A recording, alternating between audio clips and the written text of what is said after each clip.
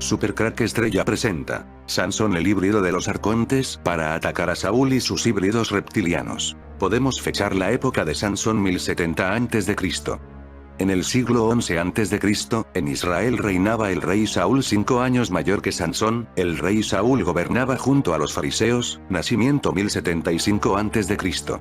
En Egipto reinaba el faraón Ramsés XI, junto a Ramsés XI reinaba el reptiliano sacerdote Amón-Ra. La forma de este sacerdote era humana, pero podía transformarse en reptil como dicen los pergaminos egipcios.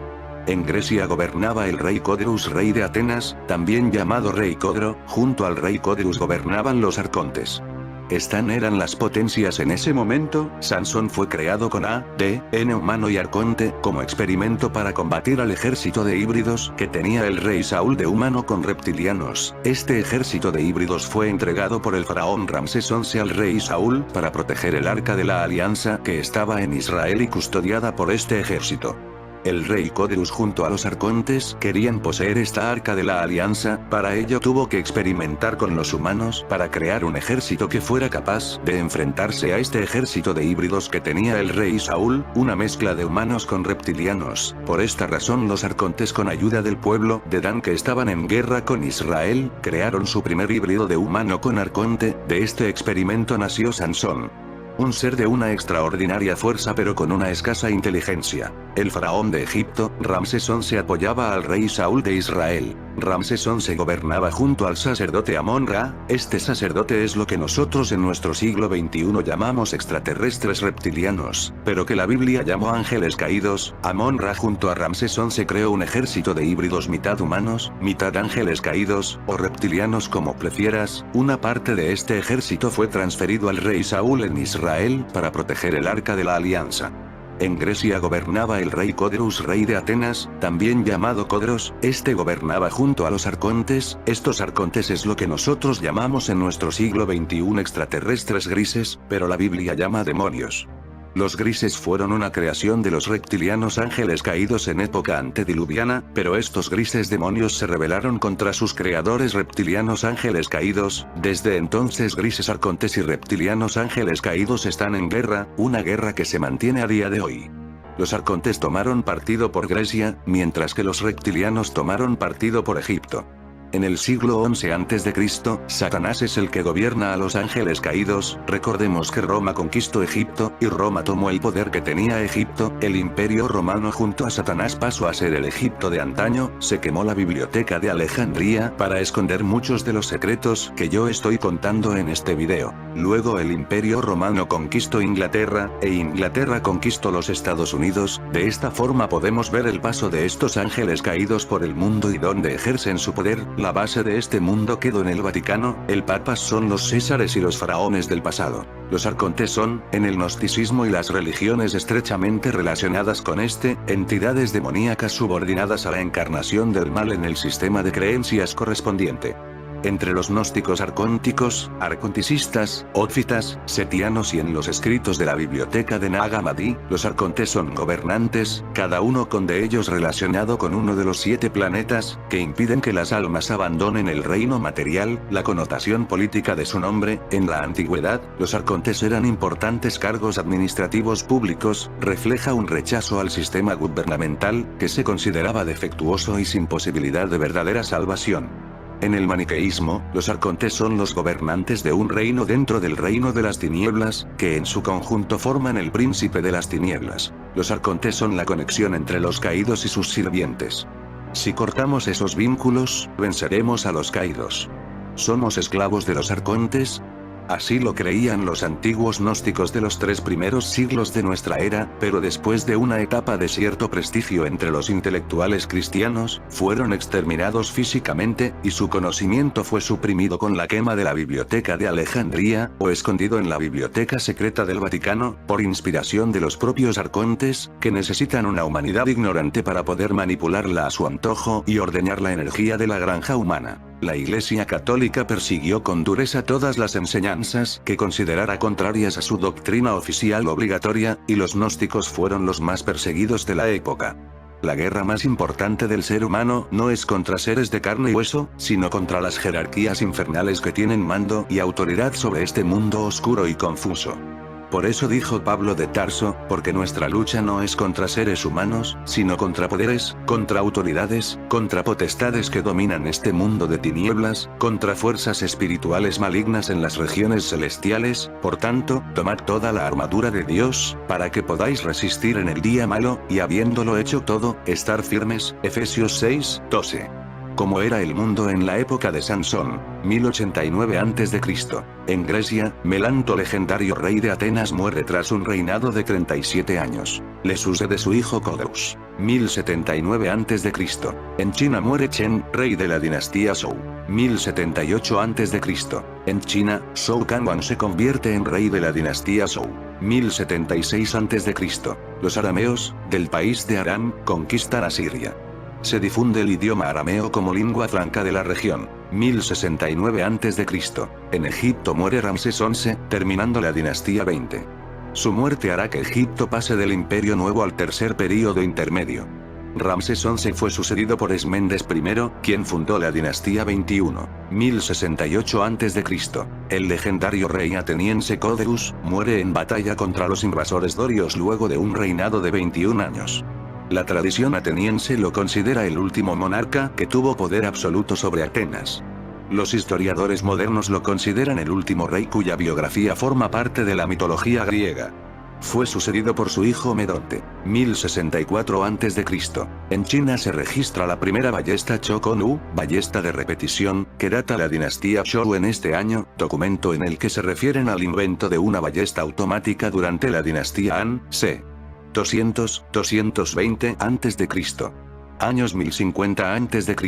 En la península ibérica, los fenicios introducen el olivo, 1051 o 1020 a.C., fechas tradicionales. En Palestina, Saúl se convierte en el primer rey de Israel, 1050 a.C. En Israel, los filisteos se apoderan del arca de la alianza de los israelitas. El nacimiento de Sansón. Sansón nació durante un tiempo difícil de la historia de Israel, mientras que la nación estaba en guerra con sus enemigos, los filisteos. Los padres de Sansón tuvieron muchas dificultades para concebir. Un ángel les dijo que finalmente recibirían buenas noticias, no solo tendrían un bebé, sino que también este pequeño crecería y se transformaría en el libertador de Israel. Manoa y su esposa recibieron claras instrucciones del ángel acerca de cómo criar a su hijo para que fuera nazareo. Esta era una orden estricta de hombres israelitas dedicados a servir a Dios. Debían abstenerse completamente del alcohol, nunca tocar un cadáver o cortarse el pelo. Tal como el ángel predijo, Sansón nació y sus asombrados padres lo criaron exactamente como se les había instruido. Sabor peligroso y fuerza increíble. Sansón creció y se volvió muy fuerte en todos los aspectos de su vida menos uno. Tenía una debilidad por las mujeres extranjeras hermosas. En lugar de encontrar una buena muchacha israelita, este musculoso hombre se dirigió directamente al territorio enemigo. En las colinas filisteas conoció a una mujer. Él hizo oídos sordos a las objeciones de sus padres acerca de que esta muchacha no era israelita, y descaradamente planeó casarse con ella. En el período previo a la boda, el Espíritu del Señor vino sobre Sansón en reiteradas ocasiones y él realizó hazañas inhumanas. Cuando un león intentó atacarlo, despedazó a la bestia con sus propias manos. Una boda y un acertijo. Cuando llegó el momento de la boda, Sansón regresó a Filistea y se permitió participar de una experiencia culinaria única. Dentro del cadáver del león halló un enjambre de abejas y un panal de miel. Sansón tomó un poco de miel directamente del panal y también le dio un poco a sus padres. Durante el banquete previo a la boda, Sansón usó su experiencia con el cadáver de león y el panal de miel para crear un enigma. Él propuso el acertijo a los 30 padrinos de su boda. Había una gran apuesta: si no podían resolver el acertijo, deberían darle a Sansón 30 prendas de lino fino y ropa de fiesta. Por el contrario, si descubrieran la respuesta, Sansón tendría que darles a ellos el premio. La pista críptica de Sansón, basada claramente en su incidente del león, fue esta: del tecome, salió algo para comer, y del fuerte, salió algo dulce.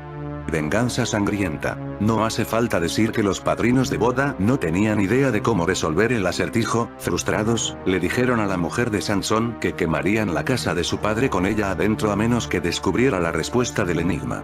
Sansón cedió bajo la presión de esta mujer, que estaba claramente aterrorizada. Él le dio la respuesta y enseguida ella fue y se lo contó a los padrinos de boda, poniendo a Sansón en la obligación de conseguir las 30 prendas. Frustrado por el fracaso de su acertijo, Sansón se dirigió directamente a la ciudad costera de Ascalón. Allí, él solo mató a 30 filisteos y se llevó sus ropas. Luego regresó para darle a los padrinos de la boda la recompensa.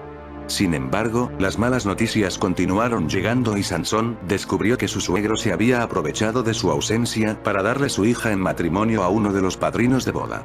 Ni siquiera permitió que Sansón la viera, pero le ofreció a cambio a su hermana menor en matrimonio. Sansón se negó. Aún más enfurecido por este cambio, decidió vengarse de los filisteos.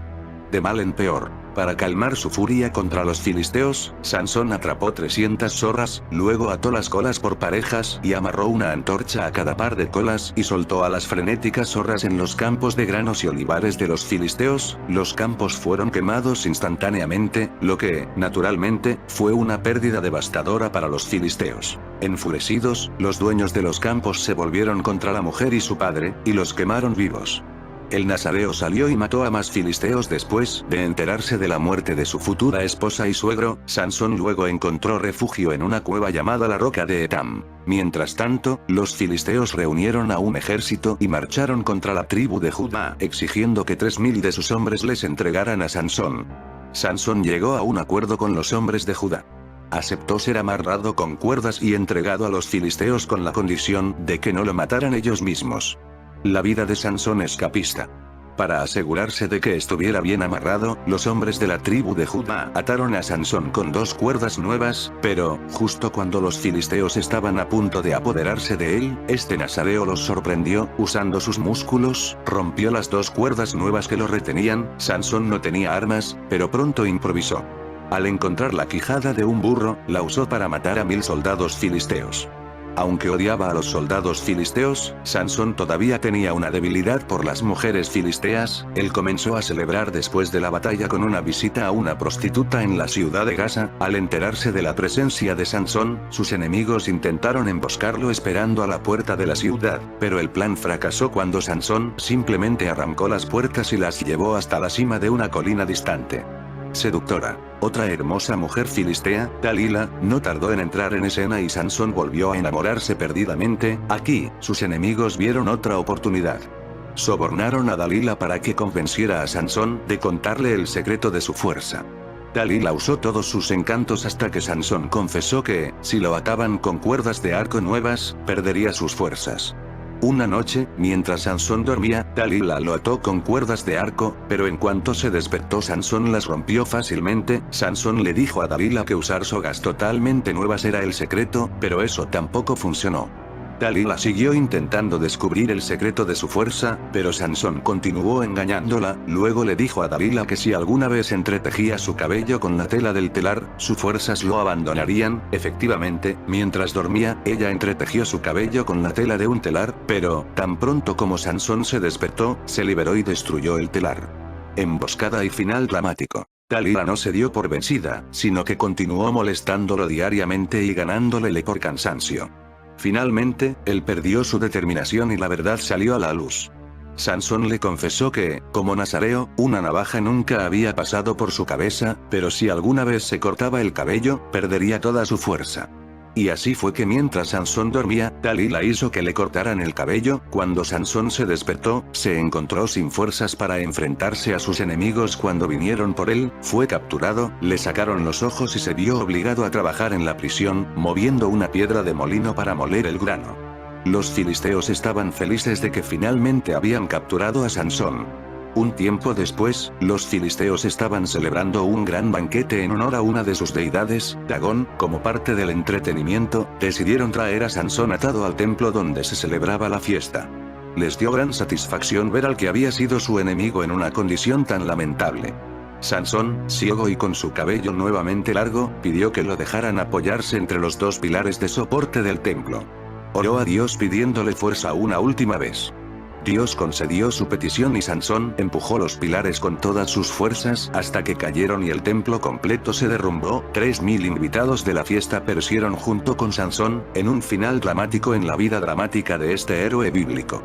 Sin duda Sansón se permitió a sí mismo participar de muchos actos espantosos, aunque vivió durante un período violento en la historia del mundo. Claramente, él tampoco cumplió con los altos estándares de un nazareo, los que sus padres le habían inculcado rigurosamente durante su educación. A pesar de la vida díscola de Sansón, Dios nunca se dio por vencido y, al final, le concedió la victoria. Este personaje ha sido objeto de más atención que todos los otros jueces de Israel anteriores a Samuel. Su nombre se deriva del hebreo sol, lo que llevó a algunos estudiosos a sugerir alguna relación con la mitología del sol. Podemos fechar la época de Sansón 1070 a.C. Codrus, tradicionalmente el último rey de Atenas.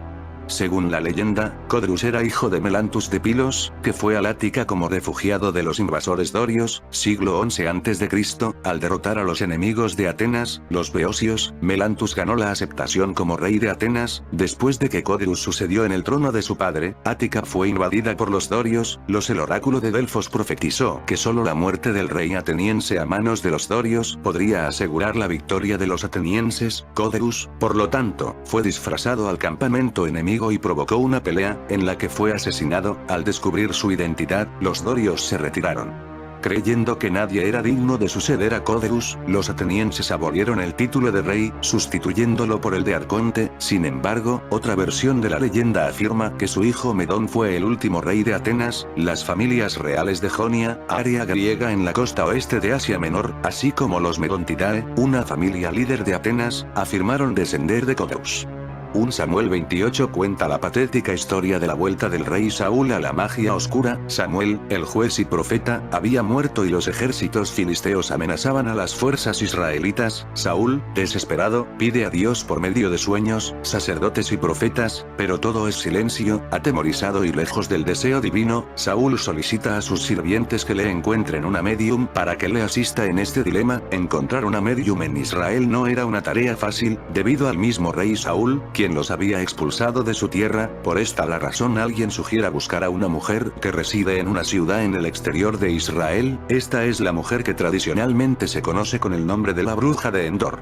Saúl se disfraza y en la noche llega hasta la casa de esta mujer en Endor, pidiéndole que invoque al espíritu de Samuel. Yo te ruego que me adivines por el espíritu de adivinación, y me hagas subir a quien yo te dijere. Y la mujer le dijo: He aquí tú sabes lo que Saúl ha hecho, cómo ha separado de la tierra los evocadores y los adivinos. ¿Por qué pues pones tropiezo a mi vida, para hacerme matar? Entonces Saúl le juró por Jehová, diciendo: Vive Jehová, que ningún mal te vendrá por esto. La mujer entonces dijo: ¿A quién te haré venir? Y él respondió: Hazme venir a Samuel. Y viendo la mujer a Samuel, clamó en alta voz, y habló aquella mujer a Saúl, diciendo: ¿Por qué me has engañado? ¿Que tú eres Saúl? Y el rey le dijo: No temas. ¿Qué has visto? La mujer ve dioses que suben de la tierra y divisa a Samuel cubierto de un manto. ¿Por qué has molestado mi descanso llamándome? Samuel regaña a Saúl. Él le dice de los terrores inminentes de Saúl, el desgarramiento de su reino y su descenso al reino de los muertos. ¿Quién le apareció? ¿Fue en realidad Samuel? Este episodio ha sido centro de constantes debates teológicos. La bruja quedó aterrorizada porque, aunque ella estaba familiarizada con el mundo espiritual, nunca había visto la presencia de un espíritu tan poderoso. Recordemos que la definición de un medium es para una persona que hace de enlace entre los espíritus de los muertos y los vivos. Ella esperaba que el espíritu con quien Saúl deseaba comunicarse la usara a ella como un canal. Sin embargo, Samuel se presenta a él mismo, en persona. Algunas posturas coinciden en que fue el espíritu de Samuel, ya que esta no sería la única vez en la que este fenómeno de personificación de un espíritu sucedería en la historia bíblica. Dicen: Moisés y Elías, ambos se presentaron en cuerpo en el monte de la transfiguración ante Jesús. Mateo 17:3. Dios es soberano, y Él hace las cosas como a Él le placen. Algunos se rehúsan a aceptar esta postura, porque para los cristianos, la bruja de Endor presenta un obvio problema histórico y teológico. ¿Pueden las almas ser invocadas del infierno, limbo o el purgatorio? ¿No es esta una historia de fantasmas bíblica? Por esa razón, el reformador Martín Lutero decía que el espíritu era realmente un demonio, pero en este video ya hemos desvelado que los arcontes estaban contra los ángeles caídos. Los ángeles caídos eran los aliados de Saúl, así que es lógico que los demonios pusieran una trampa a Saúl. Orígenes, el padre de la Iglesia Oriental, declaró que este episodio no era más que una argucia de la mujer, que la voz del fantasma fue de hecho producto de la ventriloquia. Otros, como el historiador católico Warren Carroll, dicen que la aparición fantasmal era un producto de Saúl, de una imaginación profundamente desordenada. Sin embargo, esta explicación no tiene en cuenta de por qué la bruja de Endor vio a Samuel también. El hecho de que en un escrito bíblico se haga mención a mediums, nigromancia y brujas no pasa desapercibido por algunos críticos y no deja de ser paradójico. Sin embargo, algunos practicantes argumentan que en realidad la bruja de Endor pudo contactar con el espíritu de Samuel porque Dios quiso que así fuera, y bajo esta premisa es incuestionable y solo es muestra de su grandeza. Lo que sí es muy probable es que la pobre bruja debió haber perdido el sueño por días después de un encuentro con el mundo espiritual que ella nunca había soñado experimentar. En la 12 dinastía encontramos las primeras alusiones al clero de Amón. Este estamento era dirigido por un gran sacerdote, llamado el primer profeta de Amón, que paulatinamente alcanzará mayor peso político en la vida de Egipto, llegando un momento en el que se nombren miembros de la familia real para ejercer un control mayor sobre el cargo. El gran sacerdote contaba con un alto clero y un bajo clero como asistentes. El alto clero lo integraban los sacerdotes divinos y tenían exclusividad en la participación de los sacrificios. El bajo clero estaba formado por los purificadores y llevaban la barca del dios, purificaban el templo y adornaban las estatuas, y los sacerdotes lectores, que se encargaban del ritual. Entre los sacerdotes existían jerarquías, un amplio personal femenino acompañaba a los sacerdotes, las cantoras y las esposas del dios. La reina tenía el título de divina adoratriz, ya que creían que Amón se unía a ella para mantener el divino linaje de los faraones. Los sacerdotes de Amón estaban entre los más ricos de Egipto, pues contaban con tierras, depósitos, tributos llegados de las provincias y ganados, disponiendo de un amplio número de trabajadores a su cargo. Esta riqueza favorecerá el incremento de poder del clero de Amón. Los sumo sacerdote de Amón o primer profeta de Amón, era el sacerdote de más alto rango en el sacerdocio de la dios egipcio antiguo Amón. Los primeros sumos sacerdotes de Amón aparecen en el Nuevo Reino de Egipto, al principio de 18ª dinastía. El Arca de la Alianza era un reactor nuclear. Científicos afirman que lo descrito en la Biblia es similar con las propiedades y riesgo de los RN actuales. Científicos afirman que lo descrito en la Biblia es similar con las propiedades y riesgo de los RN actuales, y tal vez el arca pudiera haber sido un auténtico reactor nuclear capaz de despedir gases y vapores a temperaturas extremas, fuego, electricidad y radiación, lo cual podría explicar las plagas y enfermedades mortales en el país de los filisteos.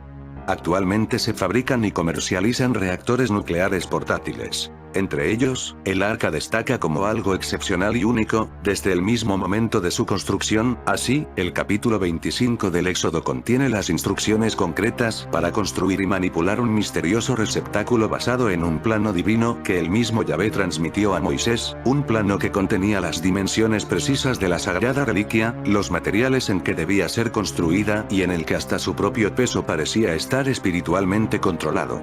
Inmediatamente después de su construcción, el arca comenzó a manifestar un enorme poder destructivo. Nadab y Abiú, hijos del sumo sacerdote Aarón, penetraron en el Sancta Sanctorum del tabernáculo con incensarios de metal, algo expresamente prohibido en las instrucciones divinas. Una llamarada procedente del arca los devoró, dejándolos muertos.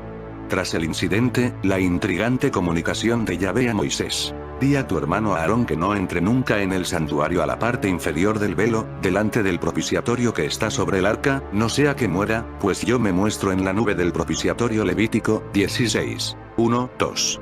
El arca desprendía luminiscencia en forma de chispazos, fogonazos o lenguas de fuego. Era una fuente paranormal de luz, una radiación cegadora repetidamente expresada en el Éxodo, atribuida a una ardiente energía celestial, causante de lepra o tumores, que mataba accidentalmente a quienes la tocaban o abrían y que solo unos pocos predestinados podían controlar. Hasta los exegetas judíos invocan tradiciones en las que el arca parece capaz de contrarrestar la fuerza de gravedad, ya que no solo podía autotransportarse, sino que incluso levantaba por los aires a sus exclusivos portadores, los caatitas, hijos de Caat, un clan de la tribu de Leví. N tantos detalles.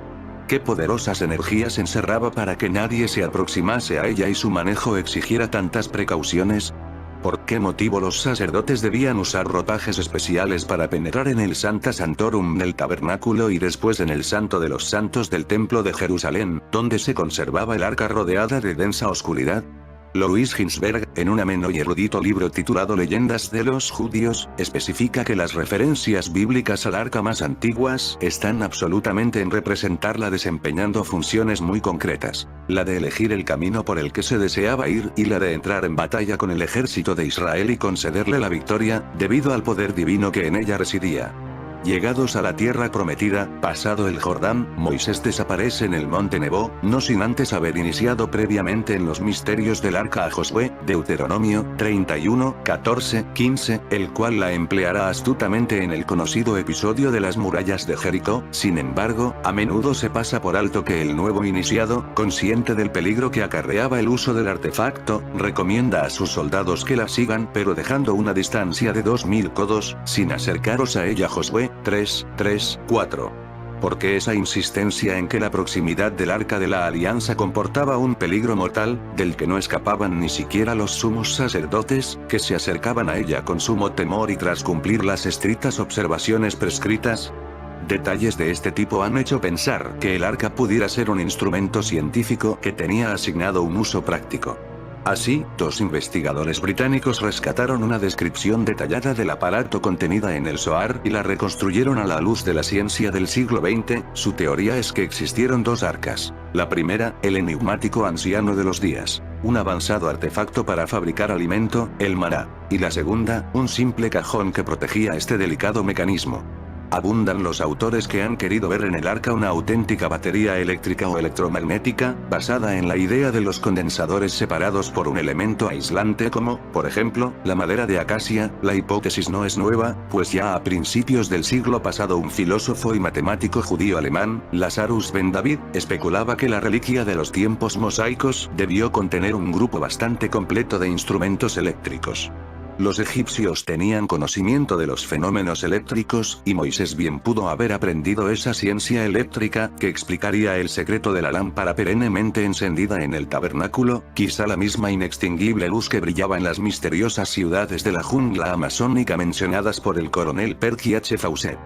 El hecho de que los sacerdotes levitas tuvieran que usar ropajes especiales, tal vez aislantes, ha llevado a sí mismo a pensar que el artilugio que portaba el pueblo israelita pudiera ser un reactor atómico, cuyos escapes en forma de nube de vapor no eran sino gases cuya alta temperatura podría causar la muerte inmediata. Hay un curioso episodio bíblico que abona tal hipótesis, narrando en los capítulos 4, 5 y 6 del libro de Samuel. Algo falla en el arca y los filisteos derrotan a los israelitas en la batalla de Ebenezer, capturan el objeto sagrado y lo trasladan a su capital para ofrecerlo a su dios Dagón. Al poco tiempo la estatua de esta deidad es derribada y destruida y los filisteos se ven afectados por tumores malignos, proceden a trasladar el arca, pero la epidemia sigue el extraordinario aparato.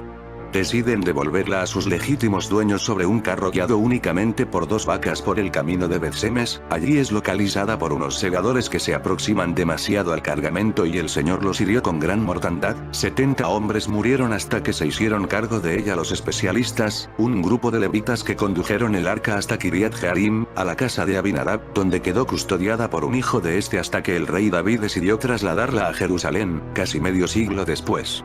¿Esperó David a que se atenuaran sus destructivos poderes? Si el arca albergaba un reactor nuclear, tanto los tumores filisteos como los repentinos muertos israelitas pudieron ser efectos de su potencial radiactivo. Las personas no iniciadas sufrieron lesiones y fallecieron porque la máquina irradiaba fuerte radiactividad. Existen muchas historias y esoterismo alrededor de este objeto. Se dice que en el interior del arca se hallaban las tablas de los 10 mandamientos que Moisés bajó del monte Sinaí después de que el mismísimo Yahvé se las entregara como guía para el pueblo israelita. También contenía supuestamente una vasija de oro con maná, el pan que Dios envió a los israelitas durante los 40 años que vagaron por el desierto en busca de la tierra prometida, y la vara de Aarón, una vara milagrosa que, al ser colocada en el tabernáculo, floreció y dio frutos. Por otra parte, era un objeto muy peligroso. Solo el sumo sacerdote utilizando un ropaje especial tenía acceso a ella, y cualquier otro que lo intentaba resultaba muerto dado que Yahvé se mostraba en la nube del propiciatorio Levítico 16, 1, 2, Parece que era capaz de producir luz y energía en forma de radiaciones antinaturales y rayos de fuego celestial, todo atribuido al poder de Dios que moraba en su interior, podía vencer la fuerza de la gravedad para autotransportarse y causaba tumores y enfermedades como la lepra a todo aquel que intentara tocarla, a no ser que fuera uno de los pocos elegidos. Los hijos del sumo sacerdote Aarón, Nadab y Abiú, fueron devorados por una llamarada al intentar tocar el arca tras infiltrarse en el Sancta Sanctorum del tabernáculo. Tal vez el arca pudiera haber sido un auténtico reactor nuclear capaz de despedir gases y vapores a temperaturas extremas, lo cual podría explicar las plagas y enfermedades mortales en el país de los filisteos. Pero ¿cómo sería posible alimentar tal reactor aunque fuera de concepto muy primitivo? Ello lleva a hablar de las teorías sobre meteoritos y piedras caídas del cielo, que eran adoradas por las antiguas tribus semíticas. Se ha llegado a pensar que las propias tablas de la ley que Moisés introdujo dentro del arca no serían otra cosa más que una especie de pilas hechas a base de esas piedras del cielo que proporcionaban al reactor la energía suficiente para producir sus reacciones atómicas. El arca también era una vía para comunicarse con Dios, y por el cual Moisés escuchaba la voz de Yahvé surgida entre los dos querubines dorados. ¿Podrían ser esos querubines realmente una especie de antenas de un aparato radiotransmisor? La clarividencia era bien conocida y usada entre los magos egipcios. Los sacerdotes se valían de joyas y piedras preciosas para realizar sus profecías y conjuros de adivinación. Hoy los científicos investigan las sorprendentes propiedades de las piedras preciosas en aparatos como los láseres y transistores, por lo que no es improbable que los iniciados israelitas las utilizaran a modo de transmisores y receptores, aunque no conocieran ni los principios físicos ni la identidad de los comunicadores. Como se puede ver, existen muchos estudios e hipótesis científicas sobre los secretos de la magia del arca, pero todo continúa siendo meras teorías. Después de todo esto será interesante escuchar el prólogo de mi video El Principio. Sansón el híbrido de los arcontes para atacar a Saúl y sus híbridos reptilianos. Podemos fechar la época de Sansón 1070 a.C. En el siglo XI a.C., en Israel reinaba el rey Saúl 5 años mayor que Sansón. El rey Saúl gobernaba junto a los fariseos, nacimiento 1075 a.C. En Egipto reinaba el faraón Ramsés XI, junto a Ramsés XI reinaba el reptiliano sacerdote Amón-Ra. La forma de este sacerdote era humana, pero podía transformarse en reptil como dicen los pergaminos egipcios. En Grecia gobernaba el rey Codrus, rey de Atenas, también llamado rey Codro. Junto al rey Codrus gobernaban los arcontes. Eran las potencias en ese momento. Sansón fue creado con ADN humano y arconte, como experimento para combatir al ejército de híbridos que tenía el rey Saúl de humano con reptilianos. Este ejército de híbridos fue entregado por el faraón Ramsés XI al rey Saúl para proteger el arca de la alianza que estaba en Israel y custodiada por este ejército. El rey Codrus junto a los arcontes querían poseer esta arca de la alianza. Para ello tuvo que experimentar con los humanos para crear un ejército que fuera capaz de enfrentarse a este ejército de híbridos que tenía el rey Saúl, una mezcla de humanos con reptilianos. Por esta razón los arcontes, con ayuda del pueblo de Dan que estaban en guerra con Israel, crearon su primer híbrido de humano con arconte. De este experimento nació Sansón. Un ser de una extraordinaria fuerza pero con una escasa inteligencia. El faraón de Egipto, Ramsés XI, apoyaba al rey Saúl de Israel. Ramsés XI gobernaba junto al sacerdote Amón-Ra. Este sacerdote es lo que nosotros en nuestro siglo XXI llamamos extraterrestres reptilianos, pero que la Biblia llamó ángeles caídos. Amón-Ra junto a Ramsés XI creó un ejército de híbridos mitad humanos, mitad ángeles caídos, o reptilianos como prefieras. Una parte de este ejército fue transferido al rey Saúl en Israel para proteger el arca de la alianza. En Grecia gobernaba el rey Codrus, rey de Atenas, también llamado Codros. Este gobernaba junto a los arcontes. Estos arcontes es lo que nosotros llamamos en nuestro siglo XXI extraterrestres grises, pero la Biblia llama demonios. Los grises fueron una creación de los reptilianos ángeles caídos en época antediluviana, pero estos grises demonios se rebelaron contra sus creadores reptilianos ángeles caídos. Desde entonces grises arcontes y reptilianos ángeles caídos están en guerra, una guerra que se mantiene a día de hoy. Los arcontes tomaron partido por Grecia, mientras que los reptilianos tomaron partido por Egipto. En el siglo XI a.C., Satanás es el que gobierna a los ángeles caídos. Recordemos que Roma conquistó Egipto, y Roma tomó el poder que tenía Egipto. El Imperio Romano junto a Satanás pasó a ser el Egipto de antaño. Se quemó la biblioteca de Alejandría para esconder muchos de los secretos que yo estoy contando en este video. Luego el Imperio Romano conquistó Inglaterra, e Inglaterra conquistó los Estados Unidos. De esta forma podemos ver el paso de estos ángeles caídos por el mundo y donde ejercen su poder. La base de este mundo quedó en el Vaticano. El Papa son los Césares y los faraones del pasado. En fin amigos de Supercrack Estrella, si el video te gustó pulgar arriba.